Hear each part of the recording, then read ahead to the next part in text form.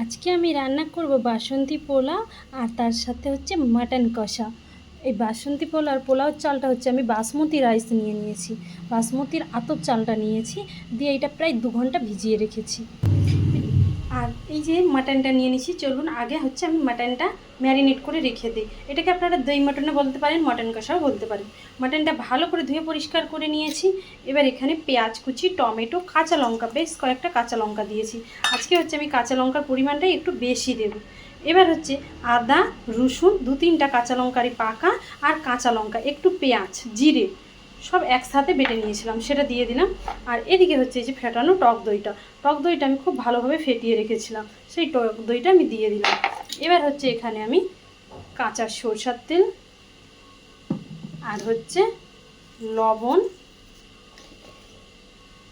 হলুদ দিয়ে এটাকে এবার ভালো করে ম্যারিনেট করব, মানে মাখিয়ে নেব। যতটা পারবে হাতের সাহায্যে খুব ভালোভাবে এটাকে মাখিয়ে নেবে। মাখার কাছেই যেন মনে হয় রান্না প্রায় হয়ে যাবে, যতটা পারবে ভালো করে কিন্তু মাখাবে। ভালো করে মাখিয়ে নিয়েছি। এবার এটা আমি কিছুক্ষণ ঢাকা দিয়ে রেখে দেব। এখানে আমি কিছুটা সরষের তেল দিয়ে দিলাম, ওখানে দেওয়া আছে যেহেতু ম্যারিনেটের সময়, এখানে কিছুটা দিলাম। আর হচ্ছে কিছুটা আমি ঘি দিয়ে দিলাম। যারা ঘি খান না তারা ঘিটা বাদ দিলেও চলবে, কিন্তু ঘিটা দিবেন, মানে খুব সুন্দর একটা গন্ধ আসবে। ঘি তেলের উপরে সামান্য চিনি দিলাম। এবার একে একে করে তেজপাতা, 2টো শুকনো লঙ্কা, গরম মশলা, এলাচ, লবঙ্গ, দারুচিনি, এবার গোটা জিরে, একদম ঘরোয়া পদ্ধতিতে বানাচ্ছি। যখন খুব ভালোভাবে ভাজা হয়ে যাবে, একটা খুব সুন্দর গন্ধ উঠবে, তখন সেই ম্যারিনেট করা মটনটা দিয়ে দিই। দিয়ে ভালো করে কিন্তু একটু আমি কষিয়ে নেব।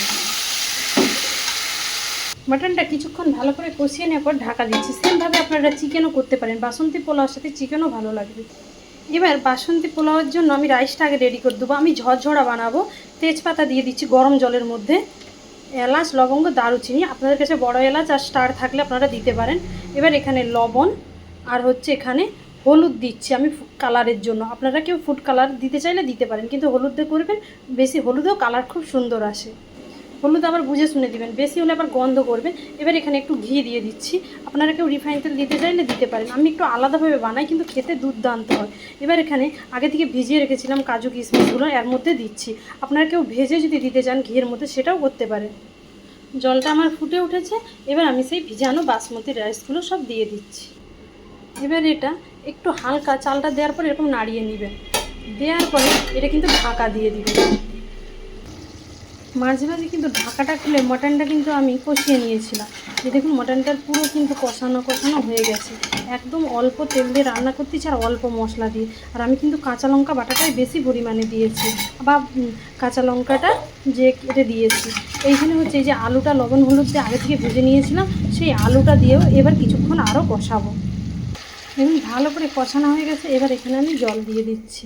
মাটন আর বাসন্তী পোলাও দুটো মানে একসাথে জমে যাবে, দিয়ে কিন্তু এইটা এবার আমি ঢাকা দিব। আপনারা প্রেসার কুকারে করতে চাইলে এবার প্রেসার কুকারে দিয়েও সিটি দিতে পারেন, কিন্তু কড়াতে রান্না করলে না বেশি টেস্ট হয়। এবার এটা আমি ঢেকে দিলাম। এদিকে আমার রাইসটা হয়ে গিয়েছে, নামিয়ে নেব। এমন জল দিবেন যে জলটার মধ্যেই পুরো ভাতটা রেডি হয়ে যাবে। এদিকে গরম মশলাটা বেটে নেব মাটনের জন্য। এলাচ, লবঙ্গ আর দারুচিনি নিচ্ছি। আপনারা গোলমরিচ দিতে চাইলে আপনারা গোলমরিচ দিতে পারেন। এবার মাটনটা ঢাকা খুলে নিয়েছি। এবার সেই বেটে রাখা গরম মশলাটা দিয়ে দিলাম। একদম মানে গা মাখা মানে কষা কষা ভাব থাকবে, বেশি ঝোল রাখবেন না, তাহলে কিন্তু ভালো লাগবে না। এইটা হচ্ছে আপনারা যারা ফ্রাইড রাইস পছন্দ করেন তাদের জন্য ভীষণ ভালো লাগবে এইরকম, একদম গা মাখা। এবার এটাকে আমি নামিয়ে নেব। এদিকে মাটন রেডি। এবার বাসন্তী পোলাও চলুন বানিয়ে নিই। এবার কড়াটা ভালো করে গরম করে নিচ্ছি, তাতে একটু ঘি দিয়ে দিলাম। আমি যেভাবে বানাচ্ছি বাড়ির সবাইকে বানিয়ে দিবেন, সবাই ভীষণ পছন্দ করবে। সামনেই তো আবার লক্ষ্মী পূজা টুজা আছে, আপনারা ঠাকুরকে এইভাবে ভোগও বানিয়ে দিতে পারেন। এবার এখানে শুকনো লঙ্কা, তেজপাতা, লবঙ্গ, তারপরে দারুচিনি, তারপরে এলাচ, 2-3টে কাঁচা লঙ্কা, ঘিয়ের পরিমাণটা একটু বেশি দিবে। স্লাইস করে আদা কেটেছিলাম, সেই আদা দিয়ে দিলাম টুকরো, দিয়ে এগুলো খুব ভালোভাবে ভেজে নেবো। এখানে বললাম না বড় এলাচ আর যদি স্টার থাকে দিবেন। যখন খুব ভালোভাবে আদা টাদাগুলো ভাজা হয়ে যাবে সব জিনিসগুলো, তখন এখানে আপনারা চিনি দিয়ে দেবেন। আর কেউ যদি বললাম না কাজু কিশমিশ এখানে ঘিয়ের উপরে দিয়ে আপনারা ভেজে নিতে পারেন।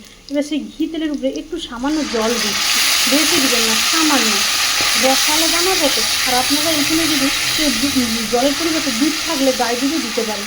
দিয়ে ভালো করে এবার এটাকে একটু পুরো এটা চিনিটা গলা পর্যন্ত অপেক্ষা করবো। আপনাদের এখানে যদি নারকেল কুচানো থাকে, ঘিয়ের উপরে নারকেল কুচানো কটা ভাজবেন কেটে কেটে, তাহলে দেখবে তাও খুব ভালো লাগবে।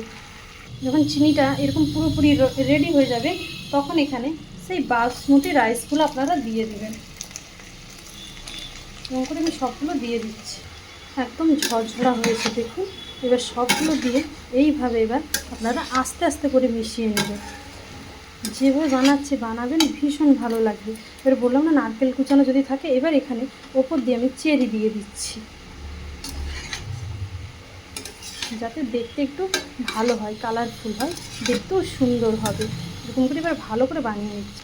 আমার ঝরঝরা বাসন্তী পোলাও রেডি। যদি আপনাদের কাছে দুধ থাকে, দুধের মধ্যে গোলাপ জল, কেওড়া জল দিয়ে আপনারা এখানে ছিটিয়ে দিতে পারেন, তো না দিলেও হবে। আপনারা সবাই ভালো থাকবেন, সুস্থ থাকবেন। নমস্কার।